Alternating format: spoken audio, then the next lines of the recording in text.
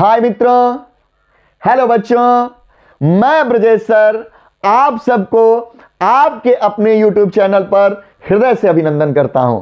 बच्चों, यदि मेरा पढ़ाया हुआ समझ में आए, मेरे पढ़ाने के तरीके आपको अच्छे लगे, यदि वीडियो बढ़िया से समझ में आए तो आप लाइक कर देना, शेयर कर देना।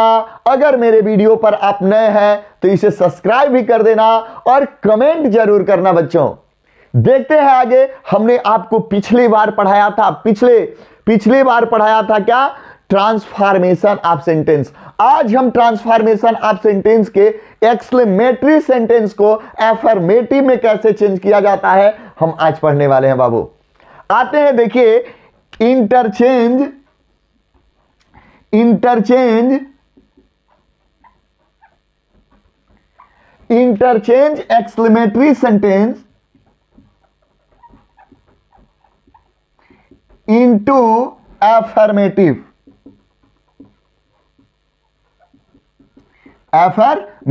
Interchange exclamatory sentence into affirmative। अब देखिए बाबू, एक्सक्लेमेटरी का विस्मय सूचक होता है। विस्मय सूचक वाक्यों को किस चीज में बदल देना? एफर्मेटिव सेंटेंस में, या पॉजिटिव सेंटेंस में, या डिक्लेरेटिव सेंटेंस में। मैंने आपको पहले बताया था, अगर ऐसा आए तो आप सीधे क्या करना, क्या है? एफर्मेटिव में बदल देना। करना क्या है? Exclamatory sentence into affirmative sentence.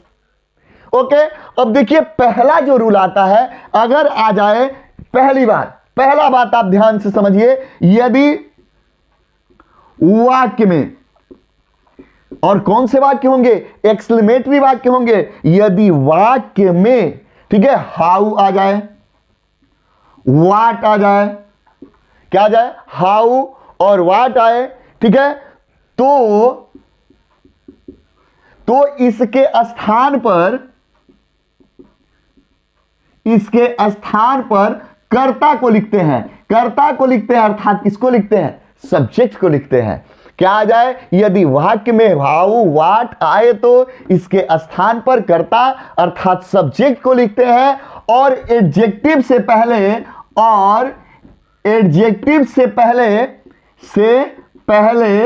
क्या करते हैं? वेरी का प्रयोग कर देते हैं। किसका प्रयोग करते हैं बाबू? वेरी का प्रयोग करते हैं। बहुत सिंपल है, बहुत आसान है। हमने लिखा, यदि वाक्य में हाउ वाट आए तो इसके स्थान पर कर्ता को लिखते हैं। मतलब किसके स्थान पे? हाउ या वाट के स्थान पे किसको लिखते हैं? कर्ता को। और एडजेक्टिव से पहले किसका प्रयोग कर देते हैं? वेरी का प्रयोग कर देते हैं। देखिए, कोई बोले हाउ, पेपर में दे दे, how old are you, how old are you, और यहां जो देख रहा है संबोधन चिन्ह बाबू, इसको हटा देते हैं। कह रहा है कि how old are you, how old are you कह रहा है। अब देखो बाबू, कह रहा है हाउ, बोलो हाउ ओल्ड आर यू, लिख दिया। हम आए पढ़े नियम को, बहुत साधारण नियम, बहुत आसान, बड़ी आसान तरीका है। हमने दिखा है, यदि वाक्य में हाउ आए, हाउ वाट आए तो इसके स्थान पर सब्जेक्ट को लिखते हैं। देखो क्या है सब्जेक्ट? यू बना दिया हमने यहां यू। बोलो सही है कि नहीं? अब देखो, यू लिखते हैं, और एडजेक्टिव से पहले, एडजेक्टिव क्या है बताओ? लगा दो, यू के साथ क्या लगेगा? आर। अब बताओ एडजेक्टिव इसमें क्या है? ओल्ड है, और ओल्ड से पहले क्या लगाएंगे? वेरी, और क्या होगा? ओल्ड, और इसको क्या करते हैं? हटा देते हैं। बोलो यू आर वेरी ओल्ड।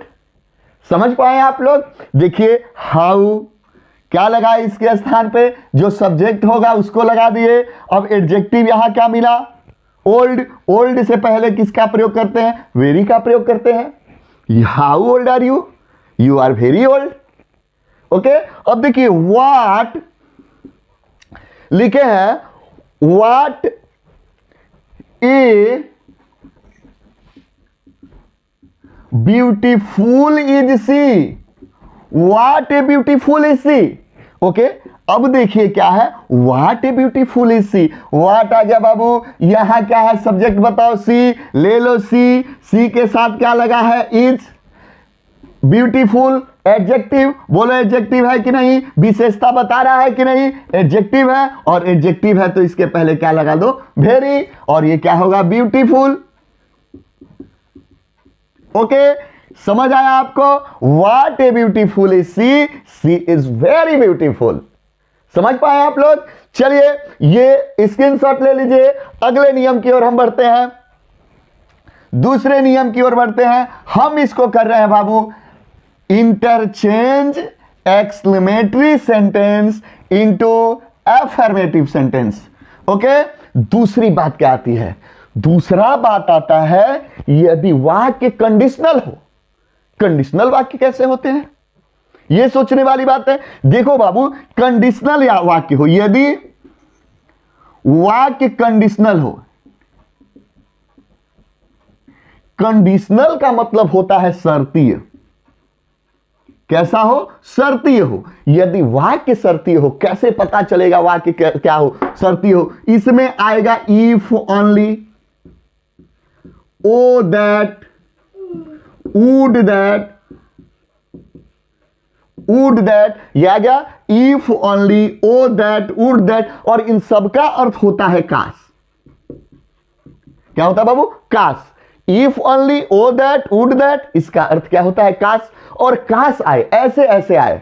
बात समझ में आ रहा है? अब देखो, हमने एक चीज हमें आपको बताना है कि जब कोई भी कंडीशनल सेंटेंस आए, if only, O that, would that, I wish लगा मिले, तो आप समझना कि कंडीशनल है। और उसमें एक वचन के कर्ता के साथ भी बहुवचन की क्रिया का प्रयोग होता है। बहुवचन की किसका प्रयोग होता है? क्रिया का प्रयोग होता है। जैसे हम आपको बता रहे हैं कि if only, O that, would that आए, तो किसका प्रयोग करते हैं? आई विश का। किसका प्रयोग करते हैं? आई विश का। ओके, लिख दिया। If only, O that, would that आए, ये वाक्य कैसा होता है? कंडीशनल होगा, तभी आएगा। और आएगा तो किसका हम प्रयोग करेंगे? आई विश का। चले आगे। अब जैसे देखिए, वुड दैट, वुड दैट, ये संबोधन चिन्ह, इसको हटा देंगे। याद रखना, जब भी अफर्मेटिव सेंटेंस होगा इसको हटा देंगे। सीवर ए गोट। देखो, हमने कहा एक वचन कर्ता के साथ भी जब कंडीशनल सेंटेंस होंगे तो क्या आएगा? बहुवचन की क्रिया आएगी। कह रहा would that she were a goat. Would that को हटा दो, क्या लगा देना है? I wish. बोलो, बना क्या? बना आई विश। क्या है? She were a goat. I wish she were a goat. देखो, वुड दैट काश वह एक बकरी होती, आई विश सी वर ए गोट। सही है, सेम दे रहा है।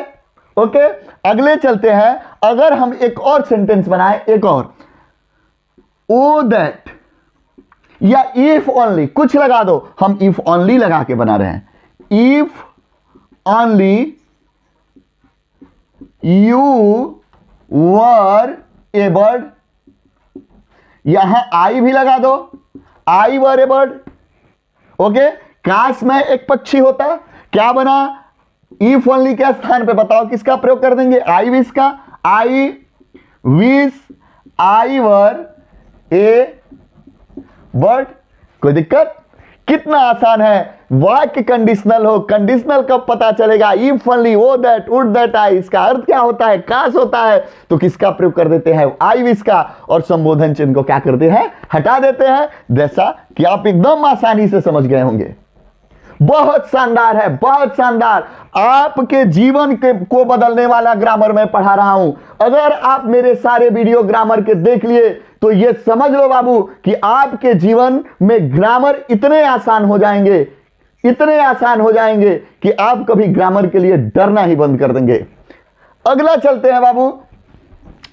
अगली बात देखिए, अगला रूल है, यदि एक्सक्लेमेटरी सेंटेंस में अलास आ जाए,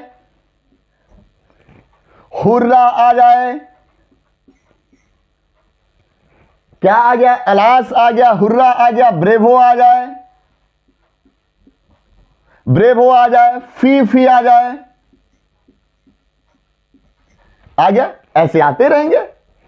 तो देखो, इसको भाव के अनुसार चेंज करते हैं। हमने पहले भी आपको बताया है कि इन सारे वर्ड को भाव के अनुसार बदलते हैं। अब इसको देखो, अलास है, अलास मतलब होता है अफसोस। होता है कि नहीं बता दो आप? अफसोस होता है। तो किसी को अफसोस करना है तो कैसे करेगा? कहेगा कि it is matter of sorrow. It is matter of sorrow, दुख की बात है कि नहीं, अफसोस। ओके, अब ये क्या कह रहा है? हुर्रा। हुर्रा मतलब क्या होता है? वाह वाह, वाह वाह। अरे वाह वाह आएगा कब? जब क्या होगा? खुशी होगी, जब हमें क्या होगा? आनंद की अनुभूति होगी। तो क्या बनेगा? It is matter of joy. बोलो, it is matter of joy. Okay, अब देखो ब्रेवो। ब्रेवो मतलब होता है शाबाश, शाबाश होता है। अब ब्रेवो का अर्थ जब हमें पता चल गया कि शाबाश होता है तो कोई कहेगा शाबाश, कूद सकते हो तुम, प्रशंसा किया, बहुत बढ़िया काम किए तुम। तो क्या होगा ब्रेवो? तो क्या होगा? It is matter of, it is matter of praise. It is matter of क्या हो गया? प्रेज। अब आ गया फी फी, छी छी, आ गया छी छी। शर्मिंदगी की बात है बाबू, ये किसकी बात है? शर्मिंदगी की। तो क्या बनेगा? It is matter of same. It is matter of same. इसमें बदल के और किसका प्रयोग कर देते हैं बाबू? दैट का। इन सब के बाद दैट का प्रयोग करते हैं। आपका चेंज हो गया एक्सक्लेमेटरी सेंटेंस एफर्मेटिव सेंटेंस में। देखिए कैसे होता है, फटाफट देखते हैं। आ जाए, आ जाए। देखिए hurrah, I own, I own the match. I own the match, हमने लिखा hurrah, I own the match. समझ में आ गया? अब देखो हुर्रा है, क्या बनाए बताओ? हुर्रा का क्या लगेगा? It is matter of Joy, लिख दो। It is matter of Joy. अब किसका सबके बाद प्रयोग करेंगे? दैट का। दैट, बोलो क्लियर हुआ? It is matter of Joy that क्या? आई ओन द मैच। ओके, बोलिए समझ में आया? अगला लिखते हैं, देखो अलास का प्रयोग कर दें। कह रहा है अलास, क्या कहा alas? You have lost your leg in an accident. मान लो इन एन एक्सीडेंट, आगे कुछ भी बना लो। चलो अलास आ गया, क्या बना? क्या बना? अफसोस है। अफसोस है बाबू, अफसोस है तो दुख की बात है। क्या बनेगा? It is matter of sorrow. अब यहां क्या बन गया? That. It is matter of sorrow that. क्या बना? अब देखो इसमें आया क्या है? You have lost your leg. सीधे यहां लिख दो, you have lost your leg. समझ में आ गया बाबू? ये बहुत आसान है। ब्रेवो आ जाए, it is matter of praise that. अब जो लिखना है आगे सेंटेंस में आए कर देना। फी आए, it is matter of same. Okay, I hope आपको बहुत बढ़िया से समझ में आया होगा बच्चों। आप ऐसे ही मेरे वीडियोज को वॉच करते रहिए, अपने नॉलेज को इंप्रूव करते रहिए। यदि मेरा वीडियो अच्छा लगे, एक बार फिर मैं कहूंगा लाइक कर देना बाबू, कमेंट करना, शेयर करना, और वीडियो पर नए हैं तो सब्सक्राइब कर देना। जय हिंद, जय भारत।